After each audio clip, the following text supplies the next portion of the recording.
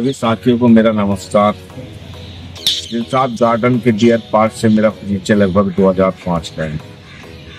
अरुण प्रकाश जी कथाकार हुए हैं, उनके माध्यम से मेरा परिचय डियर पार्क से हुआ था। एक बार मैं डॉक्टर विश्वनाथ त्रिपाठी से मिलने पहुंचा था डियर पार्क में सुबह 10 बजे। तो वहाँ पर त्रिपाठी जी अपने कुछ मित्रों के साथ बैठे धूप सेक रहे थे और व्यायाम कर रहे थे। तो मुझे अपने पुस्तक का फ्लैप लिखवाना था, जिसका त्रिपाठी जी को लिखना था, और अरुण प्रकाश जी ने इस संबंध में त्रिपाठी जी से बात की थी। तो मैं ये कहना चाहूंगा कि डियर पार्क जो है एक बहुत ऐतिहासिक स्थान है और अपना महत्व भी रखता है। हमारे डियर पार्क से जुड़े हुए बहुत साथी हैं, भारतेंदु मिश्र, हरि नारायण जी, बलराम अग्रवाल जी, रमेश आजाद जी, और इधर जय किशन जी हुए, योगेंद्र आहूजा जी हुए, और आपके कमलेश जी हुए, त्रिपाठी सर तो है ही हैं, और भी बहुत साथी रहे हैं। मेरा भी उन लोगों से जुड़ाव 2005 से हुआ और निरंतर आज तक जारी है।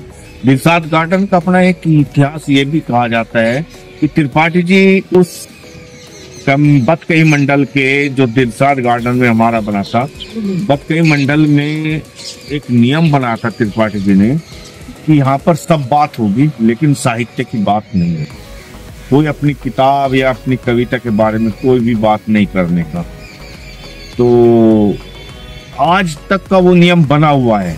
कोई भी अपनी किताब, अपनी कविता, अपनी उपन्यास या अपने किसी भी साहित्यिक लेखन की चर्चा वहां नहीं करता।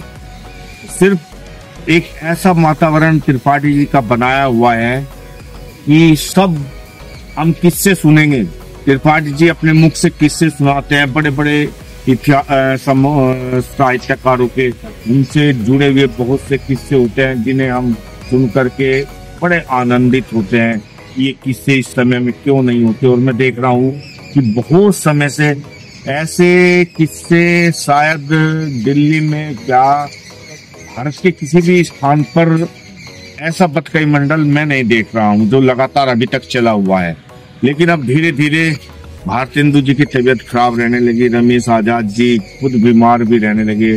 त्रिपाठी जी के बारे में भी यही कहा जा सकता है कि अब वे उम्र के इस पड़ाव पर हैं कि जहां उनका घर से बाहर निकलना भी हम उचित नहीं समझते हैं। कि जब भी उनसे मिलना होता है, जब भी उनसे कोई बात करनी होती है, तो हम त्रिपाठी जी के घर पर ही चले जाते हैं।